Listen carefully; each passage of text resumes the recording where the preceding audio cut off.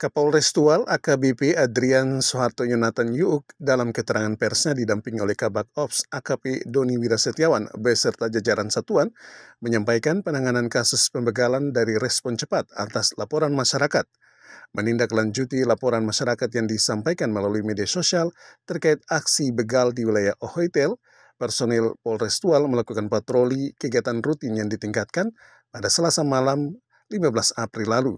Sekitar pukul 23.15 waktu Indonesia Timur, petugas berhasil mengamankan 3 orang pelaku di lokasi kejadian. Dalam operasi tersebut, polisi menyita sejumlah barang bukti, berupa sebilah parang, 2 batu, 1 unit sepeda motor. Ketiga pelaku beserta barang bukti kini telah diamankan di Polres Tual dan tengah menjalani proses penyidikan. Salah satu pelaku diketahui masih berstatus anak di bawah umur. Kapolres Tual menyampaikan bahwa para pelaku akan dijerat dengan undang-undang darurat terkait kepemilikan senjata tajam dengan ancaman hukuman maksimal 15 tahun penjara.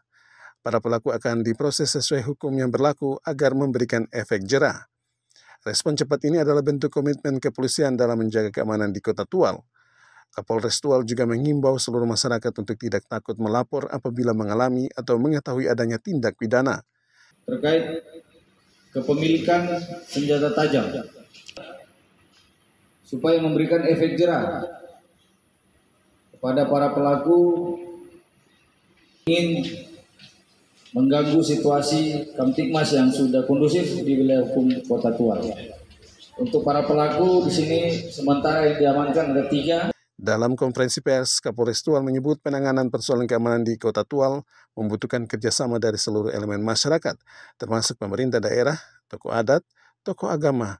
Dengan sinergi yang kuat, bisa mewujudkan Kota Tual yang aman dan kondusif bagi semua. Dari Kota Tual, Komar Efruan melaporkan.